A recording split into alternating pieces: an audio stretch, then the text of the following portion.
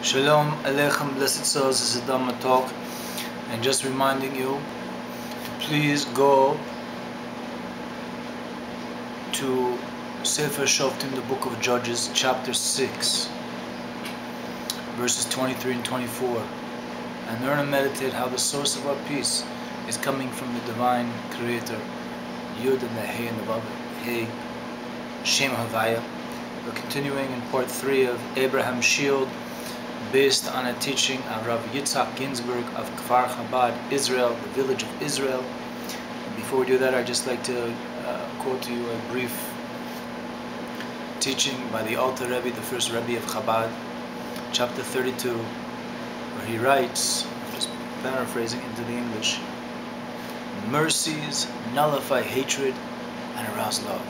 So may we merit to nullify a lot of hatred through mercy and arouse a lot of love. Blessed will our portion be. So back to our teaching from Rav Ginsburg, which, by the way, you can learn more from the Torah of Rav Ginsburg, and this teaching you can read yourself on his website at www.inner.org,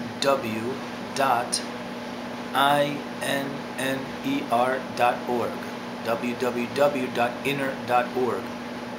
So we're continuing with the story of the Roman senator who killed himself, and the rabbis went to comfort his wife after his passing, because by his death the Senate at that time, after the destruction of the first temple, was out of session for 30 days, and therefore the decree to destroy all the Jews, the Yehudim at that time, heaven forbid, was nullified.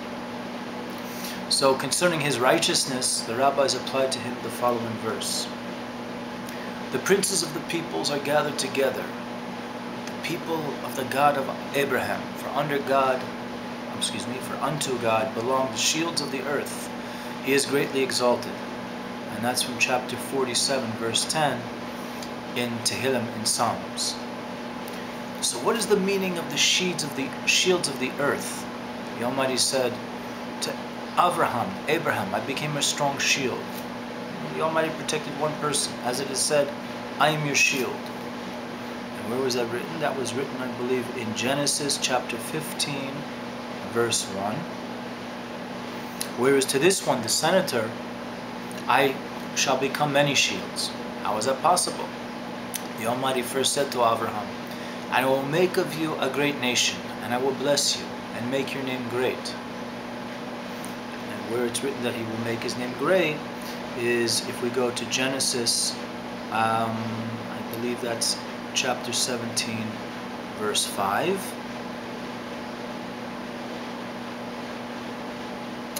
Actually, no, that would be Genesis chapter 12, verse 2. With that being said, blessed souls,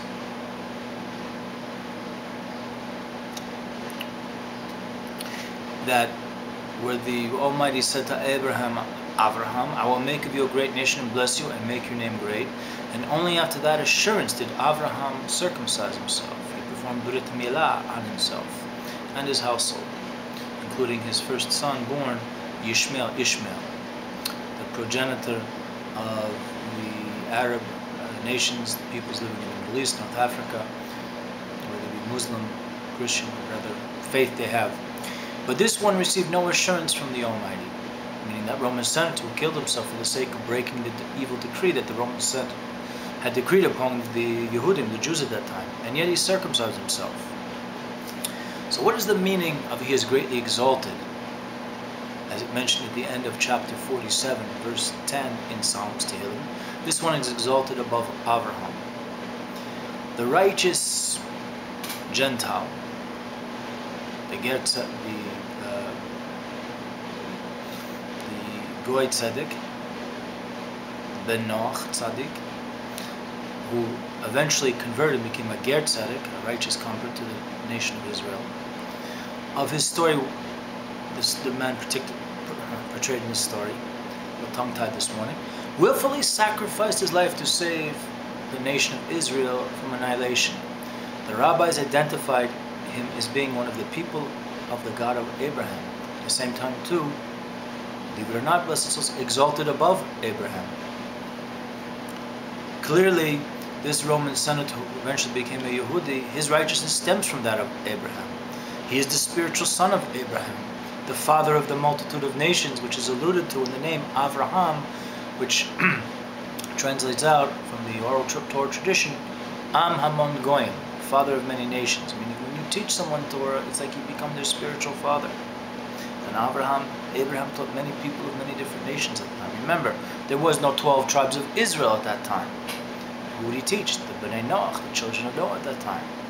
The great spiritual power that he manifested derives from the potential in the soul of Avraham, the first Jew in the sense of he denied idolatry.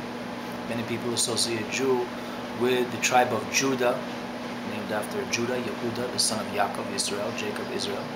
Yet for all the potential that Avraham's soul had, his neshama, the sages explained the power of the son is greater than that of the father. Meaning that the greater power of the son derives from the potential in the father, so therefore the son can actualize his father's later potential. That being said, blessed souls, let us all actualize the potential that is inherent within us, planted in our souls, in our minds, in our hearts. If we have been learners of Torah, if you learn Torah, you've come across Avraham. And if you've learned something from Avraham, from the stories of him in the Book of Genesis, you can look at very nice explanations from the oral Torah tradition of Israel, from a series of books called Torah Anthology. And there's also the Debarta Bomb by Rabbi Moshe Bilgomolsky here in Arietz, Crown Heights, translated very beautifully into English, to learn more about the life and times of Avraham and what you can learn. When you can learn something from Avraham, then you are a child of Avraham, as well as the fact that you are a blessed son of Noah, Bnei Noach, or Bas Noach, daughter of Noach, or you're one of the children of Israel, Bnei Israel. This is done Matoch, signing off from Irie Heights, Crown Heights, reminding everyone, Sababa, Ahava Echad, rejoice, one love, Gorel Echad, in one destiny, Darchi Noam, Darchi Shomeno, pleasant and peaceful way, but Bore Echad, in one Creator. Lahamshich, to be continued, Be'ezrat Hashem, with the help of the Almighty.